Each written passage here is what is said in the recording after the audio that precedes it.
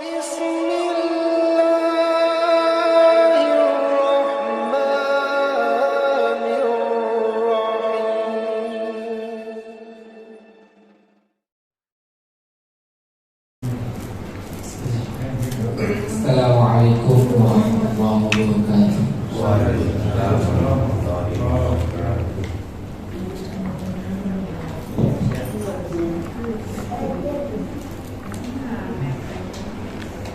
A'udzu billahi minasy syaithanir rajim.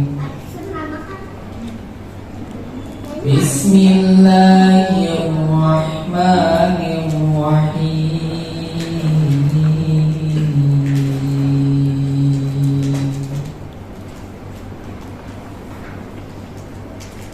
Zuyyina lin-nasi hubbus syahawati minan nisa'i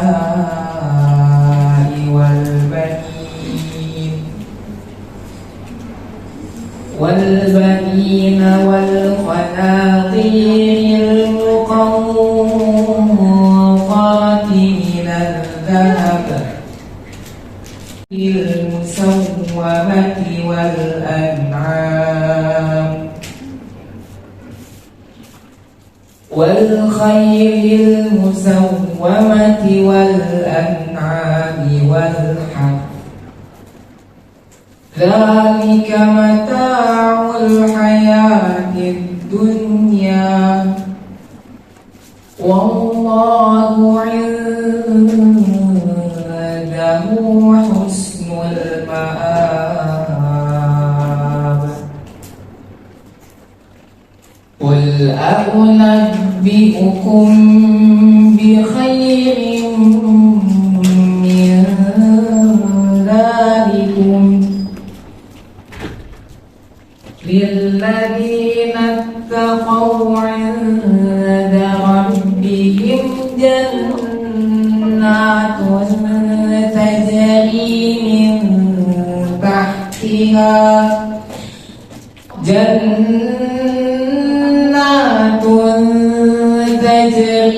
min tahtiha al-anharu khalidina fiha wa azwajun mutahharatun wa ridwanun minallah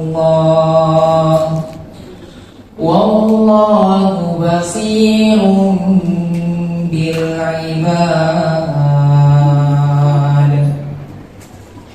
Alladzina yaquluna rabbana innana amanna rabbana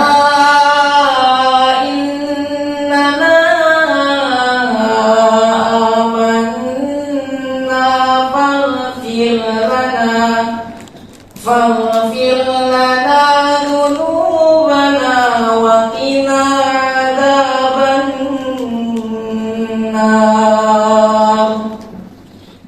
As-sabirina was-sadiqina wal-qanitin wal-munfiqina wal-mustaghfirina bil ashab. Syahidallahu annahu la ilaha illahu wal malaikatu wa ulul ilmi qa'iman bil qist. La ilaha illa huwal azizul hakim. Sadaqallahul azim. Assalamualaikum warahmatullahi wabarakatuh. Waalaikumsalam warahmatullahi wabarakatuh. Sayyidina Muhammadan abduhu wa rasuluh. Allahumma shalli wa sallim wa barik ala Muhammadin wa ala alihi alihi wa ashabihi wa man ittaba'a hudahu ila yaumiddin. Subhanaka la ilma lana illa ma 'allamtana innaka antal alimul hakim. Allahumma anfa'na bima 'allamtana wa 'allimna ma yanfa'una wa zidna ilman. Allahumma inna nas'aluka ilman nafi'an wa rizqan thayyiban wa amalan mutaqabbalan.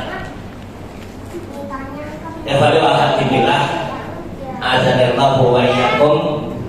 Alhamdulillah, puji syukur kita panjatkan kepada Allah Subhanahu wa taala. Salawat dan salam kepada Nabi Muhammad sallallahu alaihi wasallam, keluarganya, para sahabatnya, dan siapa saja yang mengikutinya hingga yaumul kiamat. Pada malam hari ini kita akan mencoba untuk mengkaji ulang kembali atau mendalami tadabbur kita tentang Quran surat Muhammad. Surat yang ke-47 ayat yang ke-33. Surat Muhammad, surat yang ke-47 ayat yang ke-33. Dan insya Allah ayatnya berbeda ya. Beda ya. Banyaknya aliran-aliran sesat. Saya akan mengawali bahwa Allah menyebutkan dalam ayat ini, ya ayyuhalladzina amanu.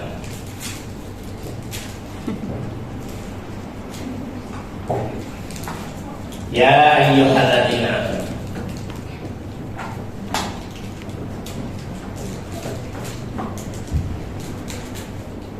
Kemudian Allah sebutkan atiullaha wa atiur rasul.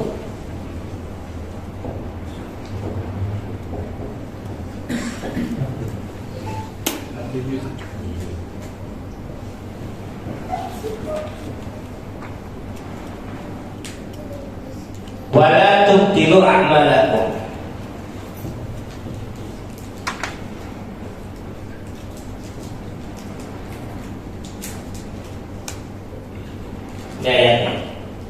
Ya ayyuhalladzina amanu athi'ullaha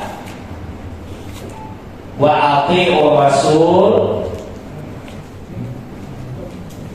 wa la tubtilu a'malakum. Ayat pendek ya. Betul itu.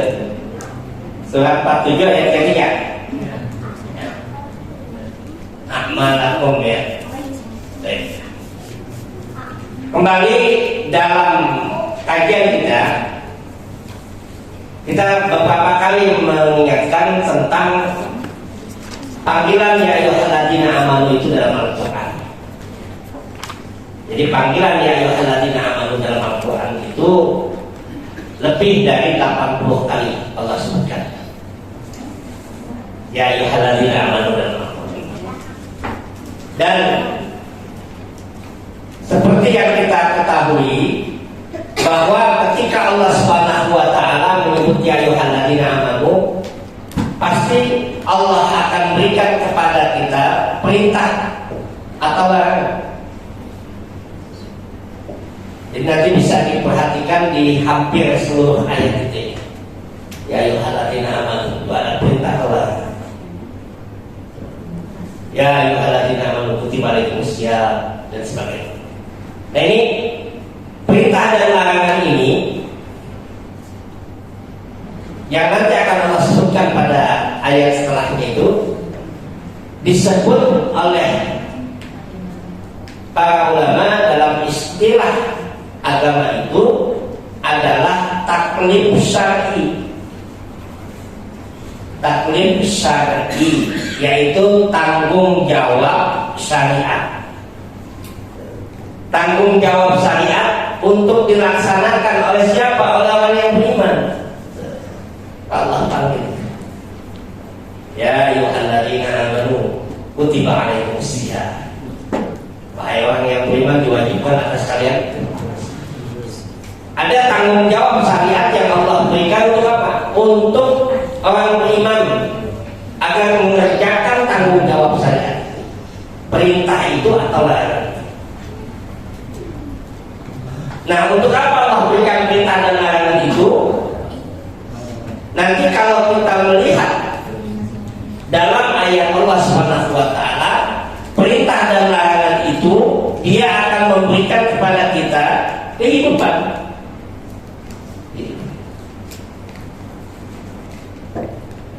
Ini dalam Quran surat 8 ayat 24. Ya ayyuhalladzina amanu istajibu lillahi wa lirrasuli idza da'akum lima yuhyikum.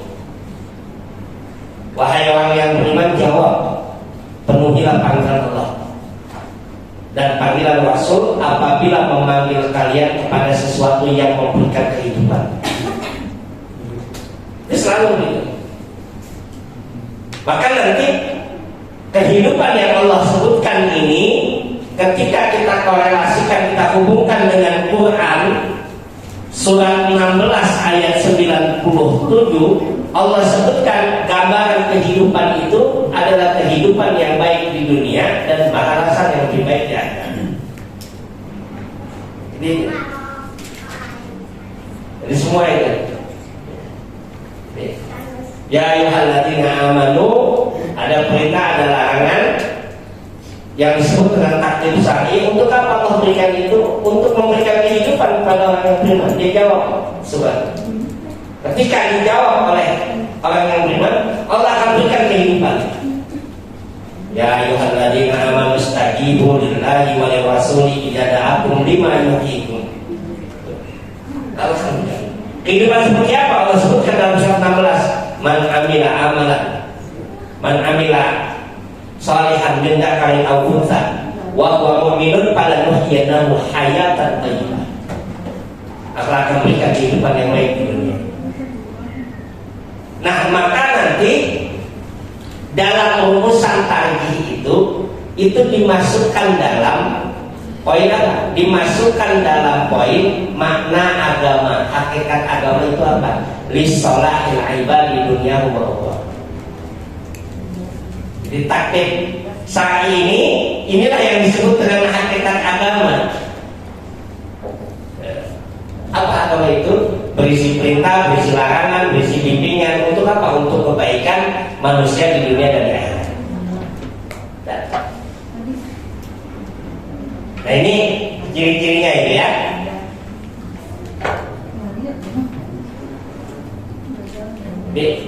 Ya ayyuhalladzina amanu.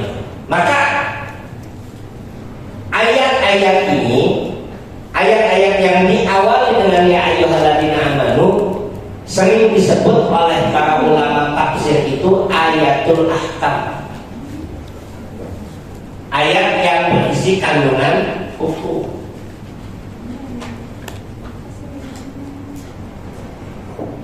Selalu. Karena ada berita dan larangan tadi. Nah, dalam ayat ini ada 3 yang Allah sebutkan. Yang pertama Allah katakan atiullah, yang kedua atiur rasul, yang ketiga wala tubtilu a'malakum. Taatilah Allah, taatilah Rasul, dan jangan kalian batalkan amal-amal kalian. Ketiga itu. Apa yang disebutkan dan dijelaskan oleh para ulama tafsir ini? Pertama, para ulama tafsir itu melihat ini diulangnya kata atiu itu dalam ayat ini. Nanti coba bandingkan dengan surat apa itu? Ayat apa itu? Ayat Al-Maidah 56 itu. Ayat Al-Maidah 56, coba dibuka itu. Yang dulu orang bilangnya ayat Ahok.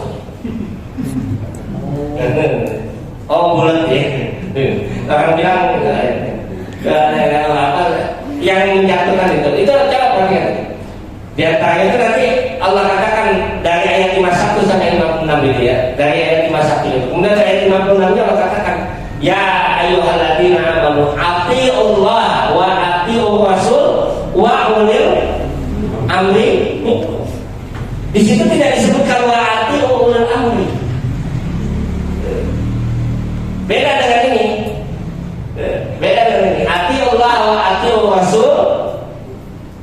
ketika bicara ulil amri Allah tidak tambahkan artinya itu, tapi langsung wa ulil amri minkum, tidak menggunakan artimu. Apa rahasianya?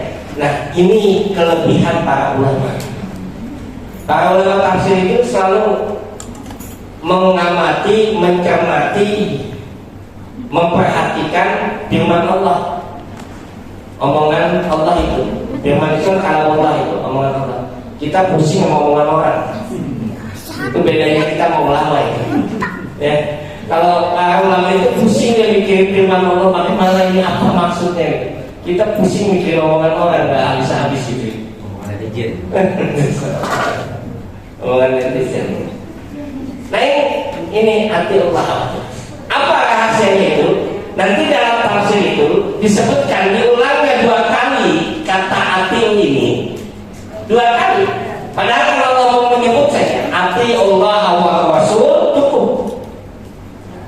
Kita bisa paham itu, taati Allah dan Rasul. Tapi kenapa Allah sampaikan sebut 2 kali itu? Allah sampai sebut 2 kali atinya itu, kata para ulama itu, ini yang disebut dengan al-musabbabu ala-sabab.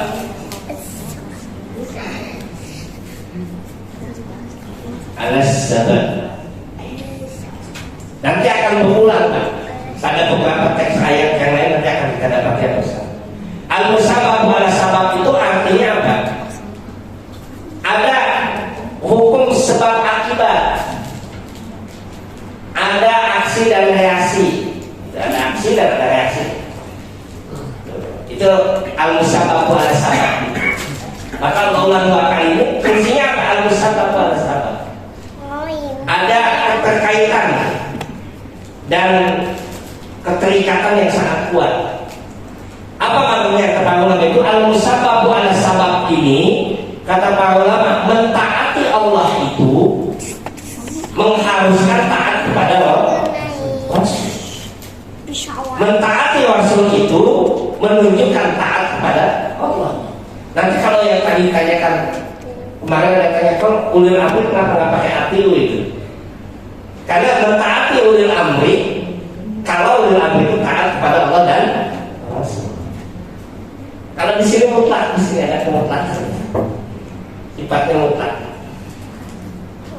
Itu yang membedakannya di sini. Maka itu disebut dengan al-musabbabu ala-sabab. Dalam kaidah tafsir itu disebut dengan al-musabbabu ala-sabab. Yang kedua, kenapa diulang itu? Kenapa diulang kata atu ini? Kata para ulama itu lil ihtimam. Lil ihtimam. Apa artinya lil ihtimam itu? Memberikan perhatian yang sangat penting kedudukan Rasulullah SAW. Jadi diulangnya kata ati itu. Sama kalau kita bahasa Indonesia kita ngomong taatlah kamu kepada ayah dan ibumu. Itu akan berbeda penekanannya ketika kita bicara taatlah kamu kepada ayahmu, taatlah kamu kepada ibumu. Itu penekanannya beda itu. Ini yang disebut dengan ihtimam tadi. Maka Allah ingin memberikan bagaimana kedudukan Nabi SAW di dalam mentaati Allah. Tidak bisa kita mentaati Allah kalau kita tidak mentaati Nabi. Mentaati Rasul habis. Kalau Al-Quran menyatakan aqimis shalah, bagaimana sholatnya kalau kita tidak mengikuti Rasul, tidak mengikuti Rasul habis. Ini yang disebut dengan ihtimam tadi. Jadi ada 2 fungsi itu. Ada 2 hal yang disebutkan dalam ayat ini. Misalnya, kenapa Allah ulang tadi itu? Bahwa diulang itu untuk apa? Untuk memberikan kesan betapa kedudukan Nabi SAW itu mulia. Nah ini yang disebutkan dalam ayat tadi. Kemudian timbul pertanyaan, bagaimana mentaati Allah dan Rasul tadi? Nanti mentaati Allah dan Rasul ini, pertama nanti lihat Quran surat Tadi surat 8 ayat 24. Surat 8 ayat 24. Yang perlu dilihat. Apa itu surat 8? Itu surat Al-Anfal. Ayat 24 itu, ya ayyuhalladzina amanu istajibu lillahi wa lirrasul idza da'akum lima yuhyikum wa'lamu anna Allaha yahulu bainal mar'i wa qalbihi wa annahu ilaihi tuhsyarun. Surat Al-Anfal itu. Wahai orang-orang yang beriman, penuhilah panggilan Allah dan Rasul. Jawab panggilan Allah. Jadi menjawab panggilan Allah dan Rasul, memenuhi apa yang diperintahkan, meninggalkan apa yang dilarang. Itu mentah. Yang kedua nanti lihat dalam Quran surat 33 ayat 36. Ini yang kedua, ini Quran surat 33 ayat 36. Surat 33 surat apa itu? Al-Ahzab ayat 36. Lihat surat 33 ayat 36 apa itu ayat ini? Ada udah ketemu itu?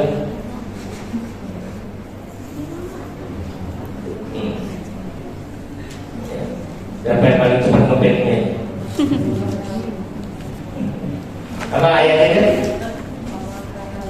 Wa ma kana lil mu'minin wa la mu'minatin idza qala Allahu wa rasuluhu amran ay yakuna lahumul khiyaratu min amrihim. Terus wa may ya'sillah wa rasul,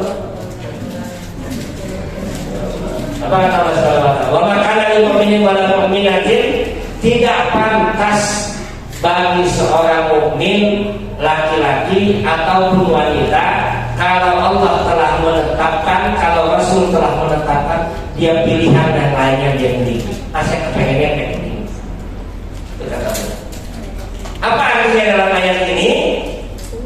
Jangan minta pilihan. Kalau sudah Allah berikan, ya sudah. Kalau Allah sudah tetapkan, ya sudah kita terima. Kalau hadis Nabi menetapkan, sudah kita terima.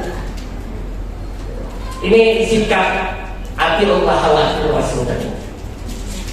Nanti dalam surat 33 ayat 36 tadi itu ada sebab nuzul ayat, sebab turunnya ayat itu. Kenapa ayat itu turunkan? Wa ma kana lil mu'minin wa lil mu'minati idza qala Allahu wa rasuluhu amran ay yakuna lahumul khiyaratu. Itu memiliki latar belakang kronologis atau sebab nuzul ayat. Apa sebab nuzul ayat itu? Sebab nuzul ayat itu, pernah mendengar Nabi SAW memiliki anak angkat. Pernah dengar? Nabi punya anak angkat. Siapa namanya ini? Zaid bin Harithah, anak angkat. Maka disebutnya oleh sahabat ini Zaid bin Muhammad. Lalu turun ayat dalam surat Al-Imran, maka Muhammadun aba ahadin min rijalikum. Muhammad itu bukan bapak salah seorang di antara kalian. Untuk membaca. Nah, turunnya ayat 33 ayat 36 itu apa latar belakangnya? Sangat luar biasa. Zaid bin Harithah dinikahkan oleh seorang wanita bangsawan. Itu luar biasa.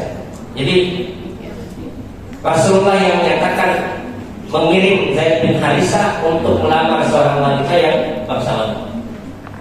Lalu kemudian datang, dan wanita tadi bapaknya sungkan untuk memberikan. Nah, ini orang biasa Zaid bin Harithah itu, bukan orang bangsawan. Orang udah nggak mau itu. Ada kebaran. Ketika ditanya kepada anaknya mengatakan apa? Kalaulah yang menyuruh adalah Rasulullah, saya tidak akan menolak. Setelah biasa. Lalu kemudian menikah. Setelah menikah beberapa lama ketidakcocokan. Lalu kemudian bercerai.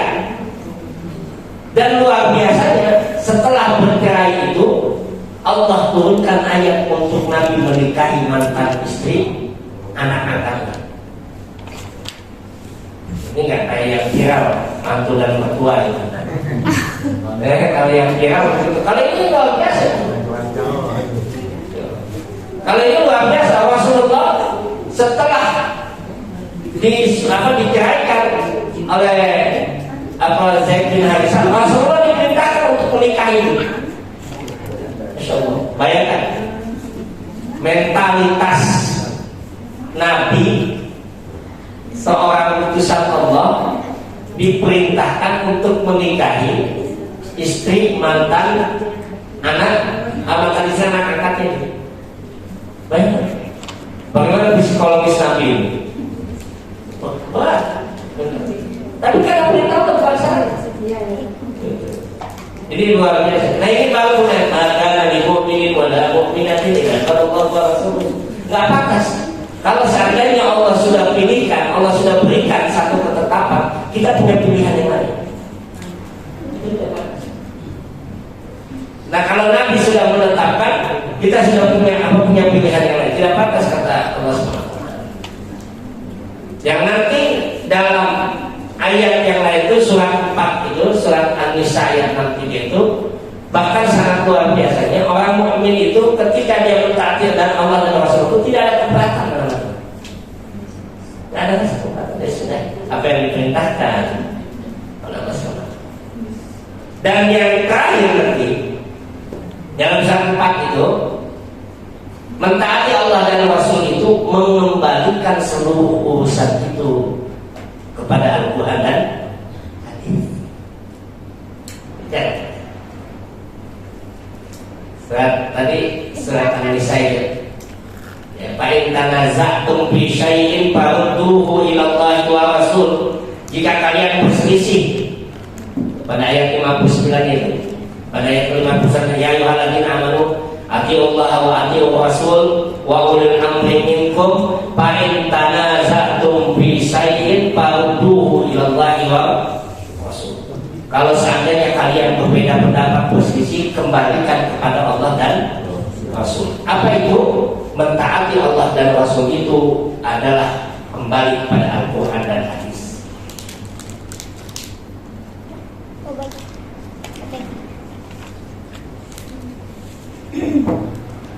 Ini dalam melakukan aktivitas, melakukan amal. Ini kembali pada Al-Quran.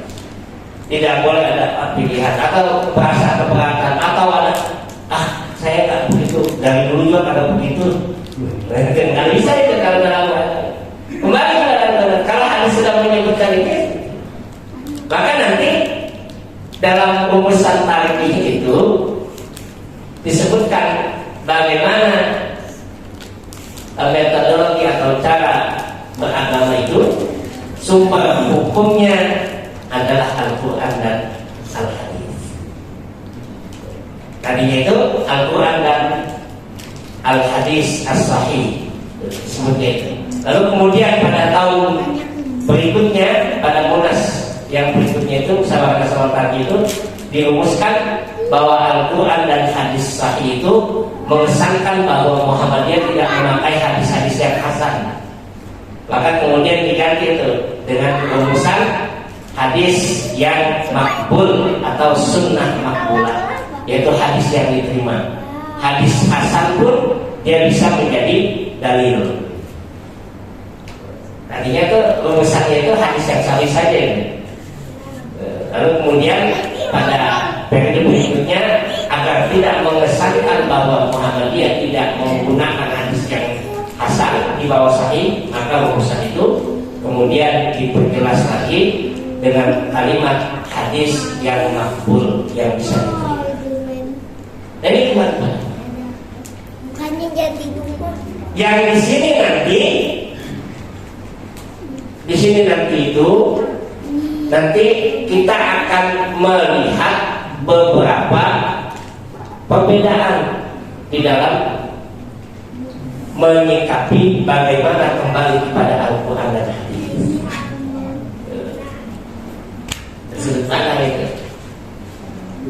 Kayak beberapa waktu yang lalu itu ramai bunda-bunda Aisyah menanyakan apa hukum gambar dalam pandangan tarjih pandangan Muhammadiyah. Hukum gambar itu bagaimana hukum gambar? Hukum gambar itu kalau nanti lihat di himpunan putusan tadi, pertama kali keluar hukum gambar orang itu, gambar lukisan kayak Ahmad Dahlan itu dipatwakan haram. Jadi ada putusan tadi yang pertama dipatwakan haram. Kenapa? Karena pada saat itu euforia yang sangat luar biasa, semangat jamaah untuk mencintai Kiai Ahmad Dahlan itu sampai memasang gambar-gambar Kiai Ahmad Dahlan itu di rumah. Dan itu dikhawatirkan akan terjadi pengkultusan, mengagungkan secara berlebihan. Maka kemudian keluarlah fatwa haram ini. Mengagungkan gambar Kiai. Nah, setelah beberapa tahun kemudian dilihat tidak ada lagi hal yang akan menyampaikan kepada keharaman, maka fatwa berikutnya itu dikembalikan dan dirinci dengan lebih jelas bahwa hukum gambar itu asalnya adalah mubah. Kemudian dia bisa menjadi syirik, bisa menjadi dosa besar, bisa menjadi maksiat, tergantung pada gambar. Tapi hukum asalnya adalah mubah. Itu proses kembali kepada Al-Quran dan hadis. Kemudian ada lagi bunda yang lain menanyakan apa hukum lagu, hukum nyanyian, sampai ramai dalam pandangan majelis tarjih itu. Apa hukum nyanyian itu? Hukum nyanyian itu secara hukumnya adalah mubah, dan para ulama itu menyebutkan ikhtilaf artinya perbedaan pendapat. Ada yang mengharamkan secara mutlak, ada yang menghalalkan secara mutlak, dan ada yang menyebutkan mubah secara perincian. Hukum asalnya adalah mubah. Setelah kita lihat bahwa dalil-dalil yang menyatakan tentang keharaman lagu itu dalam putusan tadi itu berkaitan dengan apa? Satu, hadisnya yang ayat Al-Quran yang menyebutkan lahwal hadis, perkataan yang sia-sia. Lalu kemudian dalam ayat yang lain sifat orang yang beriman itu meninggalkan kesia-siaan. Nah, pertanyaannya, kalau itu kesia-siaan itu sifat, bukan jenis. Jadi sifat bukan jenis. Kalau sifat kesia-siaan itu terkena pada lagu, maka dia bisa menjadi berdosa. Kalau sifat sia-sia itu terkena pada makan yang mubazir, maka menjadi dosa. Maka itu sifat, bukan pada jenis. Dan tidak boleh kita menetapkan jenisnya. Maka kemudian kita tanya, seperti apa lagu di zaman itu yang sampai para ulama mengharamkan? Ternyata dalam catatan sejarah kita melihat dulu lagu-lagu itu ditampilkan itu sampai semalam suntuk, kayak wayang. Kita nggak usah lagu lah, bola misalnya, bola yang nasional misalkan. Kalau kita mau nonton bola itu, ya dulu waktu muda juga konser misalkan, itu ada konser. Kita menonton bola aja, bola mainnya jam 7 malam, sudah di stadion jam berapa? Jam 5 sore udah masuk satu, jam 4 sore. Sholat asarnya bagaimana, maghribnya bagaimana, isyanya bagaimana? Apa perlu dijaga sampai subuh? Itu maka letaknya itu kesia-siaan, bukan jenisnya. Jadi itu yang letaknya itu pada sifatnya, dan ketika sifat itu melekat, maka hukum itu akan menentukan. Itu yang disebut dengan kaidah al-hukmu yaduru ma'ilati. Karena kemarin banyak sekali itu, terutama tentang lagu itu, banyak bunda-bunda Aisyah itu yang mengirim ke WA itu ke saya menanyakan. Ada bapak, karena saya suka mengumpulkan itu di tulisan. Kalau ada pertanyaan tentang agama di WA itu, saya selalu bilang itu tawa itu. tanya agama lewat WA. Saya kasih judulnya itu tawa, tanya agama lewat WA. Saya inventarisir itu pertanyaannya itu gitu. Jadi saya kasih istilah tawa tanya agama lewat WA. Karena untuk menjadi catatan pribadi saya, jadi itu banyak sekali yang menanyakan. Maka hukum asalnya ya mubah. Dia akan menjadi makruh ketika menimbulkan kesia-siaan. Dan dia akan menjadi haram ketika menimbulkan maksiat. Dia akan menjadi sesuatu yang mustahab, disukai kalau mengantarkan kepada kebaikan. Nah, itu hukumnya itu. Jadi sifatnya. Maka sifat itulah yang kemudian kaidah usul fikih mengatakan al-hukmu yaduru ma'ilati. Hukum itu berputar pada sifat tadi ilatnya. Kalau ilatnya berubah maka berubah pula hukumnya. Berbeda dengan haramnya babi misalnya. Maka tidak boleh kita memutlakkan akan keharaman. Nah, ini kaidahnya tadi. Maka seringkali terjadi permasalahan di sini. Bagaimana memahami Al-Quran dan hadis tadi. Dan Muhammadiyah dalam pemahamannya sama dengan kawan-kawan yang lain, misalkan dari Nahdlatul Ulama, dari Al-Irsyad, dari Persis, mereka kembali kepada Al-Quran dan hadis. Sama Ahlussunnah wal Jamaah itu kembali kepada Al-Quran dan hadis. Hanya pendekatan kembalinya itu memiliki metode tersendiri masing-masing. Misalkan teman-teman di Bahsul Masail Nahdlatul Ulama itu mereka kembali kepada Al-Quran dan hadis. Apa? Dengan apa? Dengan mengkaji pendapat para imam mazhab yang empat. Itu ditetapkan imam mazhab yang empat. Itu kembali pada Al-Quran. Nah, kalau Muhammadiyah seperti apa? Muhammadiyah itu kembali kepada Al-Quran hadis dengan metodologi yang disebut dengan metodologi tarjih dan tadjid tadi. Itu dengan apa? Metode memilah pendapat imam-imam itu mana yang lebih tepat. Dan ada proses tajdid, ada proses pembaharuan ketika memang membutuhkan persoalan-persoalan keagamaan yang tidak ada, yang tidak terdapat di masa lalu. Itu prosesnya, itu pembedaan. Maka ini kembali kepada Al-Quran. Ada lagi yang kembali kepada Al-Quran dan hadis itu, seperti yang hari ini banyak bilang itu adalah fahmi salafil ummah, yaitu menurut pemahaman ulama salaf. Mereka membatasi ya Al-Quran dan hadis itu menurut pemahaman salaf saja. Siapa salaf itu? Yaitu sahabat dan tabi'in. Selebihnya maka pemahamannya dianggap tidak boleh. Ya, tidak. Dianggap, bahkan dianggap menyimpang. Karena mereka membatasi hanya saat rumah tadi. Apa dalilnya? Khairul quruni qarni. Dalil yang mereka gunakan itu sebaik-baik masa itu adalah masa di mana aku hidup katanya. Kemudian summal ladzina yalunahum, kemudian yang setelahnya, kemudian yang setelahnya.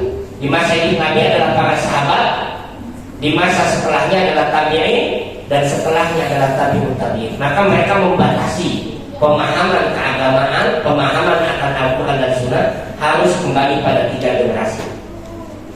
Itu perkataan. Yang hari ini masih misalkan dengan sebutan Wahabi dan sebagainya. Itu pemahamannya kembali pada situ. Kalau pemahaman yang lain mereka nggak terima. Tidak tahu. Dan ini sangat rigid dalam memahami Islam. Ini yang kita lihat bagaimana kembali pada Al-Quran dan hadis. Jadi ada perbedaan. Mana letak perbedaan Muhammadiyah? Kalau misalkan pemahaman tabi'in, sahabat, tabi'ut tabi'in itu ada qarinah, ada tanda itu disebutkan oleh Nabi atau itu datang dari Nabi, maka itu kebenaran mutlak dan bisa dijadikan Nabi.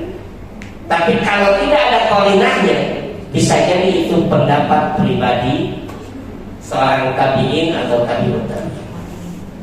Contoh dalam masalah lalu tadi, lahwal hadis itu ditafsirkan oleh Abdullah ibnu Abbas dengan nyanyian.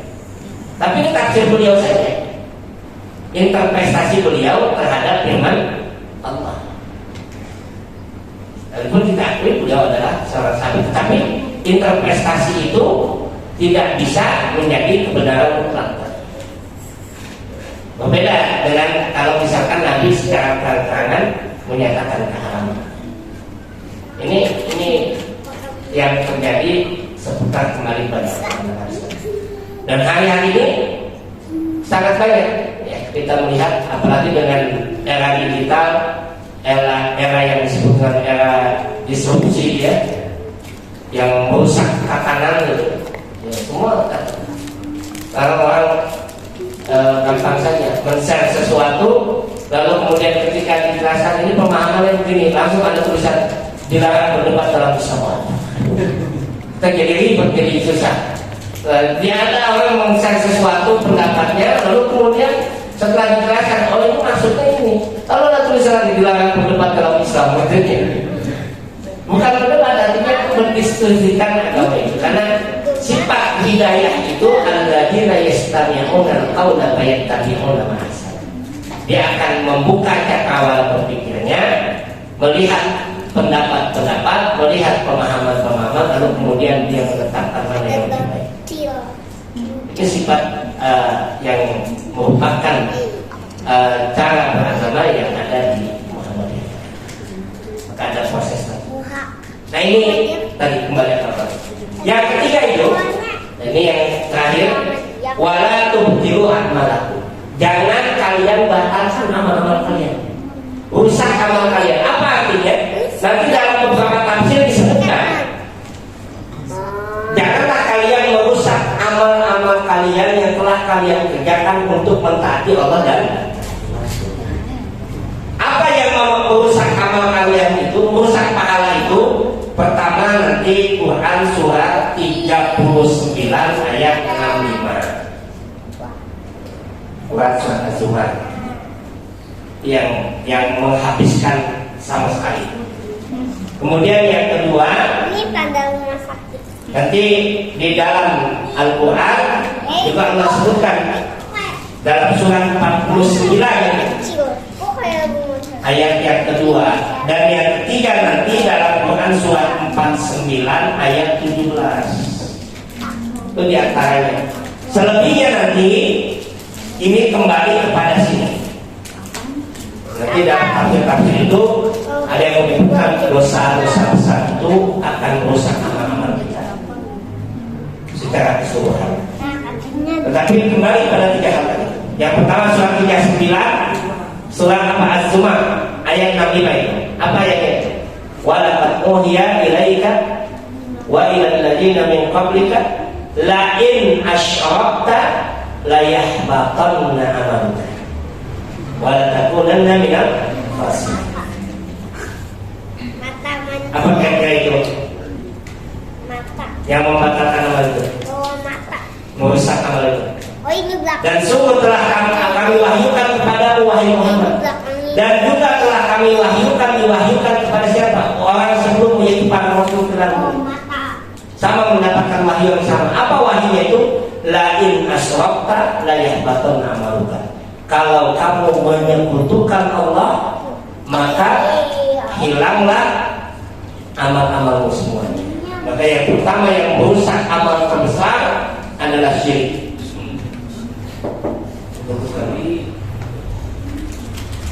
Menyekutukan Allah.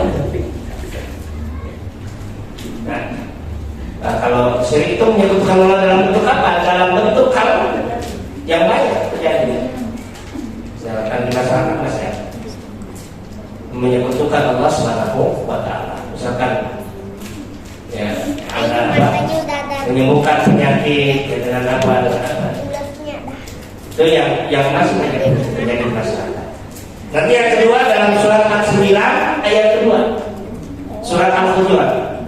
Ya ayyuhalladzina amanu la tarfa'u aswatakum fawqa sawtin nabi wa la tajharu lahu bil qawli kajahri ba'dikum li ba'din an tahbata a'malukum wa antum la tashkurun. Wahai orang-orang yang beriman, orang yang beriman tadi, Janganlah kamu angkat suara kamu lebih tinggi dari suara Rasul.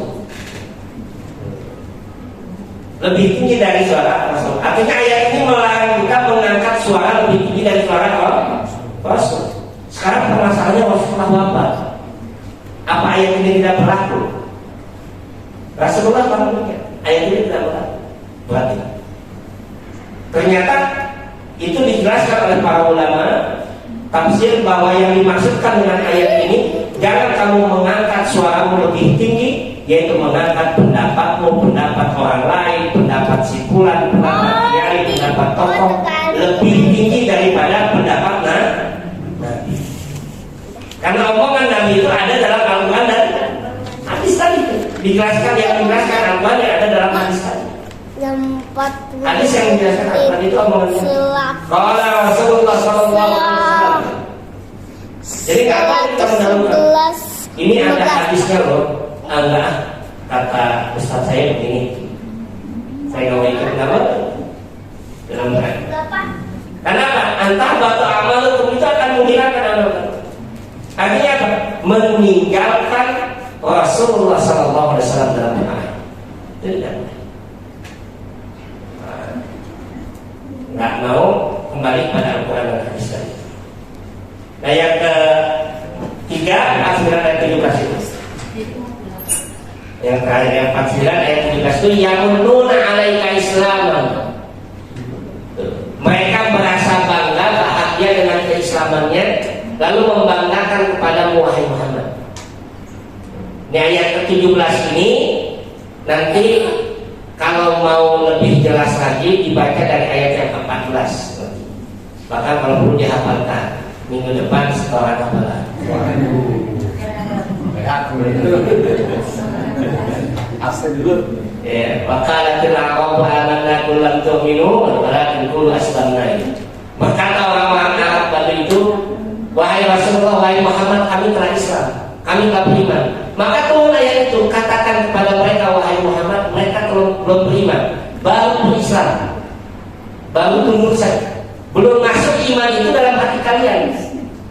Maka kemudian Allah turunkan ayat 15-nya. Innamal mu'minuna alladzina amanu billahi wa rasulihi. Sesungguhnya orang-orang yang beriman itu mereka yang beriman kepada Allah dan Rasulnya, kemudian tidak ragu-ragu, lalu bersungguh-sungguh di jalan Allah. Itulah orang yang beriman. Nah kemudian mereka mengatakan lagi kepada Nabi, ya Rasulullah, kalau itu beriman, kalau itu adalah makna beriman, mereka mengatakan kepada Nabi, kalau saya ini tidak masuk Islam, kami ini tidak masuk Islam, pengikut kamu sedikit. Itu kebanggaan mereka. Maka turun ayat 17 itu, yamununa alaika Islam. Mereka membanggakan diri akan keislaman mereka kepada wahai Muhammad. Sebutkan kepada mereka, wahai Muhammad, bukan kamu yang memberikan nikmat kepadamu, tetapi Allah yang memberikan nikmat hidayah kepada dirimu. Itu kepada siapa? Kepada orang tadi. Nah, ayat ini kemudian ditafsirkan oleh para ulama tafsir. Di antara hal yang membatalkan amal itu adalah kita membanggakan amal-amal yang telah kita perbuat dengan kesombongan itu. Ini kalau karena ada gua, karena itu Tuhan. Dan misalkan ya kalau nggak jadi apa-apa deh. Masjid kalau bakal jadi itu kalau kata saya. Tentu aja itu akan lihat dalam ayat 49 ayat 7 akan menghabiskan amal itu. Maka nanti dalam korelasinya itu 49 ayat 17 ini ada dalam Quran surat 2 ayat 271 tentang sedekah itu. Jadi ini hal-hal yang membatalkan amal itu. Nanti dalam beberapa tafsir disebutkan dosa besar, perbuatan-perbuatan apapun nanti akan bisa menghabiskan dan merusak amal-amal yang telah kita lakukan. Ini tanda buat kita, kajian kita pada malam hari ini satu ayat saja ya. Tapi sudah banyak ayat sambungannya. Dan lihat nanti surat 8 ayat 24 ya. Mulai dari sini ya, surat 8 ayat 24, surat 16 ayat 17, kemudian surat apa dan tempat 33 ayat 36 dan seterusnya sampai pada surat Yasin. Nah, kalau nanti ada teman-teman atau yang ingin mendalami materi ini, ada dalam tafsir Rawahul Bayan oleh Ali As-Sabuni. Ini referensinya dalam kitab Rawahul Bayan. Rawahul Bayan oleh siapa? Ali As-Sabuni. Kalau tidak salah sudah diterjemahkan ya, dan sudah ada versi PDF-nya. Sudah ada versi download-nya ya. Kalau kitab yang saya bawa ini masih kitab biasa dan ini bekas banjir gitu. Dari servis Jadi ini yang kita kaji pada kesempatan ini. Mudah-mudahan ada manfaatnya bagi kita sekalian. Aku qouli hadza wa astaghfirullah li wa lakum. Wassalamualaikum warahmatullahi wabarakatuh. Waalaikumsalam warahmatullahi